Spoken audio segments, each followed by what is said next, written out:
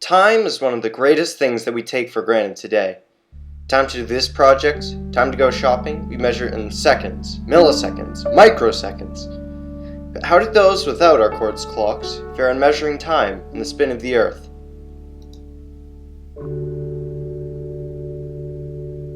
The people of the ancient Mediterranean had a handful of ways of measuring precise time. The hourglass, the clepsydra, and the sundial are three relatively well-known examples of this.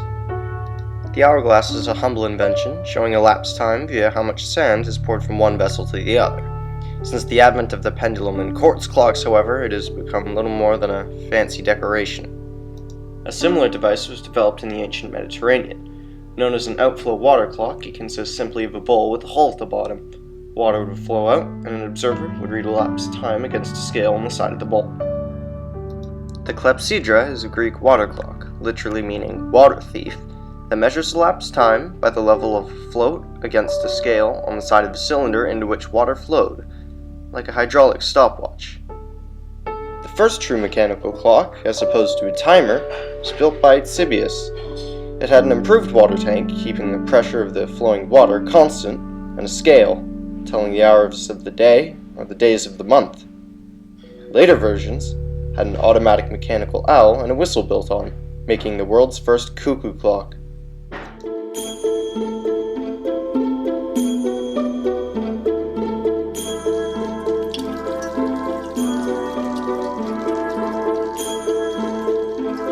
He even used water to sound a whistle and make a model owl move.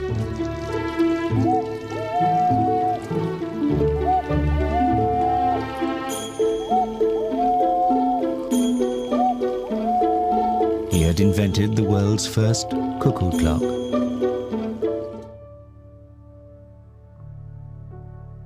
Plato, the famous Greek philosopher, created the first alarm clock by developing a water clock. As the water built up in a jar, it blew a whistle that woke him up.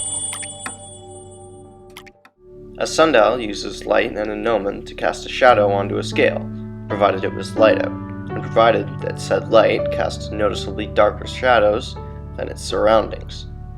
One gigantic downside to the sundial is that it requires recalibration for a change in latitude north or south, or a change in seasons. Otherwise, the sundial will not tell the correct time. But how did the Mediterranean account for the spin of the earth? For measuring a year, the ancient Romans had a few ideas. The first Roman calendar was messy, with the years starting in March. Time would pass through March, April, May, June, Quintilis, Sextilis, and finally on to December. After octodecem post idus Decembris, the Roman world battened down the hatches. Winter was here.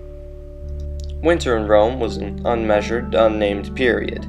It was not mentioned in the calendar, and all the Romans waited until March to get going again. In pre-Republican Rome, the king Numa Pompilius introduced the months of January and February, extending the full calendar year to around 355 days. This form of calendar lasted until 45 BCE, when Julius Caesar introduced a new solar calendar. It had 12 months with a relatively stable amount of days, and the year was long enough to keep up with the sun, while not being too long and getting out of sync. This is all in theory, though. In practice, the priesthood would be responsible for the amendments in calendars, and they failed miserably at the job, partly due to laziness, partly due to bribes. Leap years were considered unlucky, and they tried to avoid leap years in times of national crisis, like the Punic Wars. The Julian calendar remained unchanged for a further 1500 years, until an unnamed 16th century pope refined the leap period, resynchronizing the calendar with the sun. The Greeks and Romans also had a zodiac-based calendar, which we still use for horoscopes. It consisted of 12 different constellational signs: Aquarius, Scorpio, Libra, Capricorn, Taurus, Sagittarius, Pisces, Virgo, Gemini, Leo, Aries, and Cancer, and it used major heavenly bodies to keep track of time. The different constellations were associated with dates, and their positions, relative to the sun, could be used to tell the time of year. Using this, the ancient Romans could keep track of the seasons and maintain their sense of where they were in the year.